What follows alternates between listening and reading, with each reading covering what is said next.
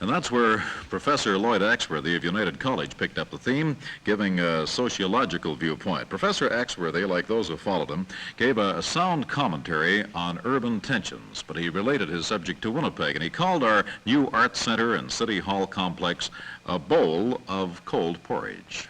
We have not allowed our culture, our attitude, our dimension, our view of the city to change with the kinds of changes going on in the outside world. We have not kept pace with the full scale and tremendous pace of events that are occurring in the world around us. In fact, our view of our city and the view of ourself in the city has tended to become anachronistic, irrelevant, and as a result, our city has got some real problems. And I think this is primarily a result of the fact that we are too much infected by our rural agrarian setting, that we are surrounded by a rural area. And our problem is that we haven't been the dynamic element reaching out into that rural element. We, in fact, have been the recipients of their attitudes reaching in. That our motif is green grass, open skies, call of the wild, and let's head out to the woods every fall to bag our deer. And so we have almost an ideological resistance to the fact that we live in a city. We become an urban people that refuse to accept the city as our home. The pell-mell rush to the suburbs, the demand to get that little place out there in the country, and the refusal to recognize what a city should be and what a city can become. Our legislature spends more time arguing about the merits or demerits of purple gas or daylight saving than it does about the combined questions of how to live in a modern city. And the result of all this is that we are ceasing to live in a modern city. We tend to ignore the many pressing and important needs of the city.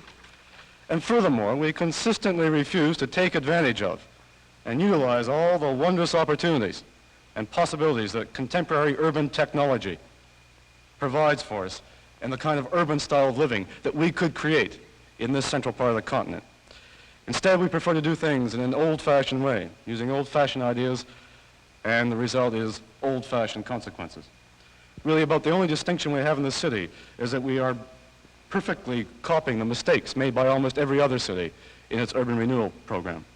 And furthermore, why do we let sort of the outer approaches and fringes of our city become cluttered with a ramshackle assortment of service stations, drive-in restaurants, and shopping centers, so that a trip down Pembina Highway or the westward end of Portage Avenue is like an LSD trip gone sour some way along the line?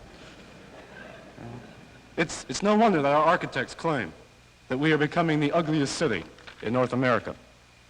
But we go one step further when we consider the human results of the city, because the need of the city is involved with more than just a decent provision of living, the proper facilities. Human beings live in cities because of the variety, the diversity, the freedom, the vitality the city can offer to them. The essence of urbanism, as Professor Hancock enunciated, should be excitement and eagerness at the kaleidoscope of opportunity and choice available. The city must offer the chance to meet different people, to do different things, to cultivate different tastes. The city must offer the best of modern contemporary living. You might say, in this case, that this is part of the personality of the city. And I think that we are in the process of letting the personality of Winnipeg die, become eroded, become stultified by the fact of the kind of conservatism, the kind of hold back, the kind of unwillingness and lack of realization of what it means to live in a modern city. Our buildings, for example, should be symbols of the movement and progress of our city. Instead, we are making a fetish of building monuments to mediocrity.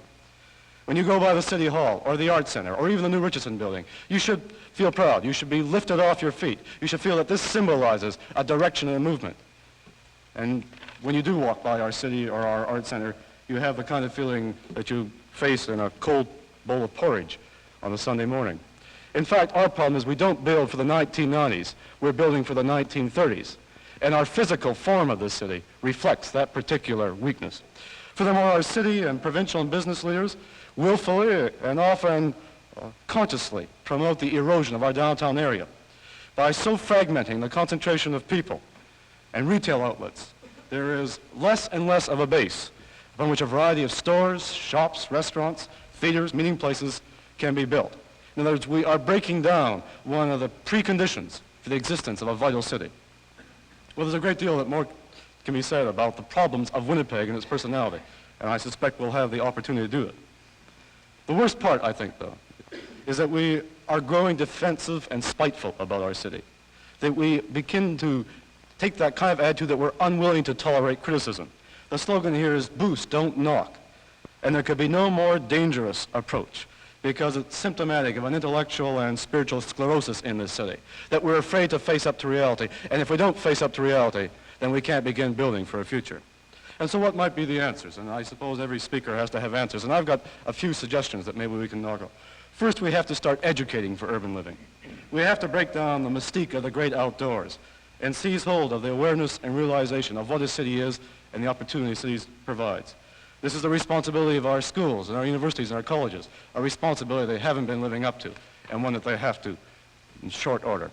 Second, we really have to begin to undertake planning in the sense of designing a city for the use of people, which means social planning, just not physical planning. And this leads, I suppose, to the final area, and that is that we need to reformulate the whole governmental structure. We have to break down the artificial distinctions that exist on constitutional basis between municipalities, between provinces, between federal governments. That these are no longer functional, they're no longer useful, and they're simply a handbag. And furthermore, we have to break down the artificial distinction between private and public. The suspicion and animosity that is created between the private and public sector is, again, a dysfunctional, unuseful kind of relationship which only destroys our ability to create a city. But in this case, I'm beginning to encroach upon Mr. Kushner's area, and I'm sure he has things to say about this.